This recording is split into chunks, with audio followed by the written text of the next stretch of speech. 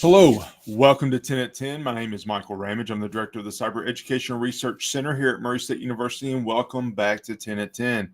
10 at 10 is brought to you through a partnership between Murray State University, Grow West, the Technology Council of West Kentucky, KY Innovation, and our local partner, Sprocket Innovation in Paducah and the Kentucky Innovation Station in Madisonville. Welcome back to 10 at 10, episode 193. As previewed last week, as hinted at last week, I wanted to talk about an annual report that comes out. It's come out for a long time, every year. It's called The Cost of a Data Breach. It comes out from the IBM and the Ponymon Institute, and it looks at what the overall cost is of a data breach and what that looks like across not just the U.S., but also across the world. So I want to talk about that. And as way of doing that, I wanted to dig into some highlights, and then really, to me, the important piece is then what does all this mean? Why does it matter? Why should you care about what this data is? So a couple of the highlights that I'll point out, first of all, is that the average cost of a data breach is $4.88 million.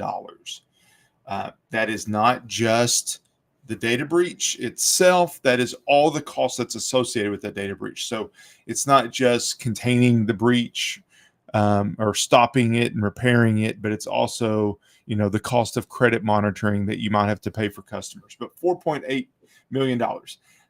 That is a median number. That is, there's large companies, there's small companies, that's the average, not, average cost, not, if you're a company of 5 people, you're probably not going to have a $4.8 million data breach. It is the highest it's ever been, so it is going up. It also found, and I actually think this is very important, is that there's a cost savings, a $2.2 million cost savings from the extensive use of AI. And I'll talk more about that in a bit. But for those companies that use AI to detect and respond to incidents, there's a significant cost savings. The one that's near and dear to me as an educator is that 26.2% growth in cyber skills shortage. Now, what that means is that organizations don't feel that they have enough of the cyber skills talent in their organization to be able to respond to an incident, which really relates to the next piece.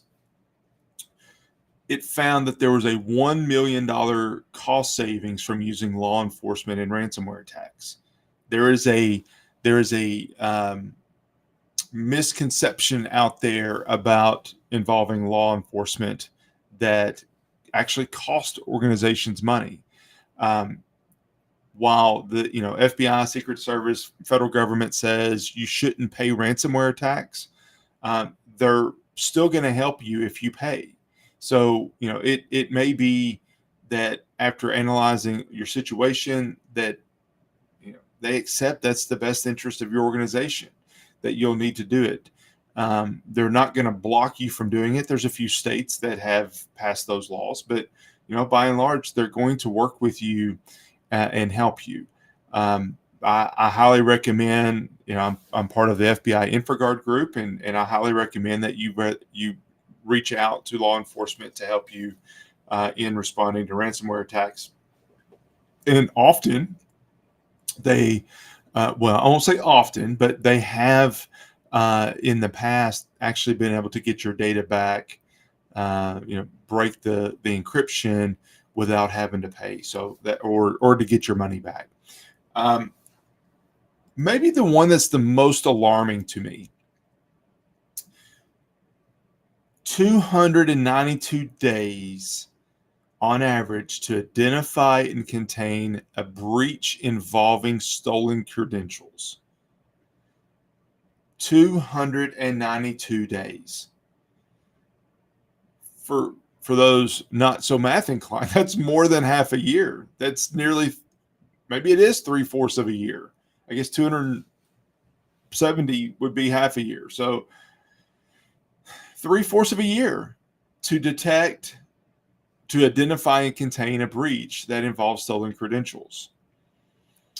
If you get hit with a ransomware attack, they're depending on you finding out so that you'll know that you need to pay to get your data. I mean, that's kind of the point.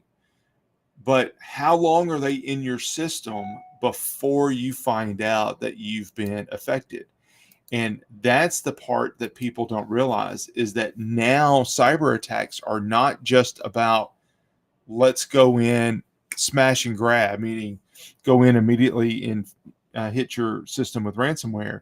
When you click that link, often they try to install a hidden piece of software so that they can monitor your system, look at data, see what else they could do before steal your data, actually, not just hit it with ransomware, but steal it altogether, then hit you with ransomware and force you to pay. There's a lot of steps in there before you actually get to the point of hitting with ransomware.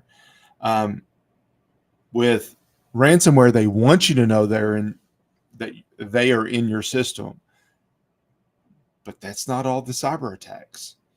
And imagine what a hacker could do in your system for 3/4 of a year just looking at what you're doing.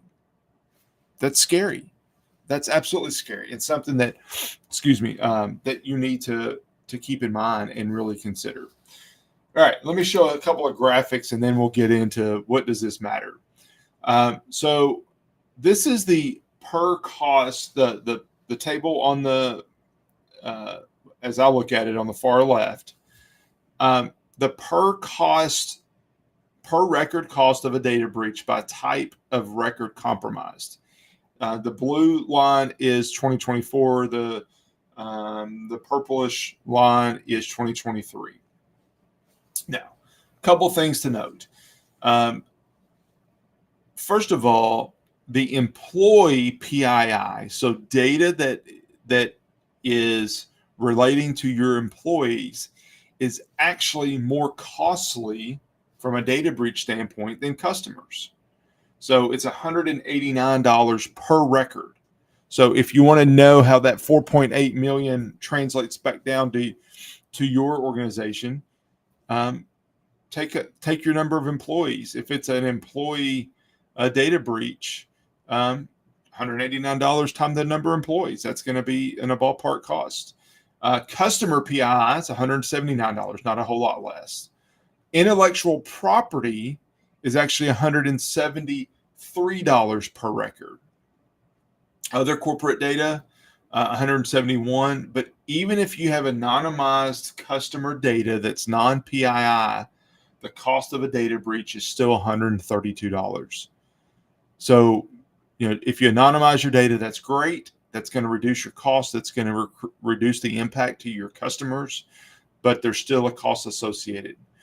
With those costs in mind, this table that's in the top middle shows the type of data compromised by percentage. Now, the report actually shows all of the types, but 48% of data breaches involve customer PII data. Second most often is intellectual property at 43%. And part of that reason is when we talk about the cost of a data breach, they don't really care about the cost you have to pay in credit monitoring. They're about making money, not hurting, not costing you money. That's not their goal from a cyber attack. By and large, it's not about the impact to you. It's about the profit to them.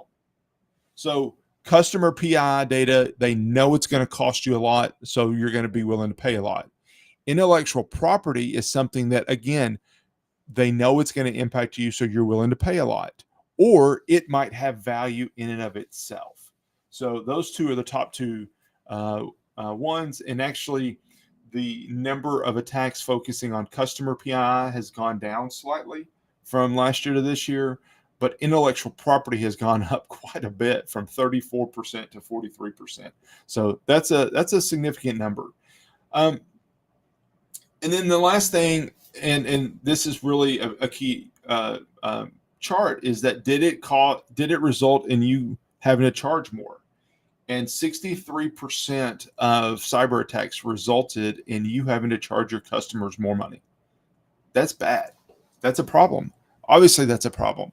That's a problem because that means the cost of you doing business is going up. So anyway, so there's a lot to take in on this. There's a lot to learn from this. And what I want you to take away is a couple of things. The cost is going up. Security investments are not necessarily going up equally. Some are increasing their investments, some aren't. I highly recommend that you take that approach. Work smarter, not harder. I mean, AI, if it matters, if it can help you, then consider that. But whatever you do, this is in my mind the most important takeaway. Whatever you do, whatever you're doing in your organization, when you're planning new hardware, new software, new processes, new products, new whatever it is, new systems, include security planning every step of the way. I'm not saying that everything needs a new control, but you should include security as part of your planning, cybersecurity as part of your planning, every step along the way of any new strategic rollout at your organization. You just should.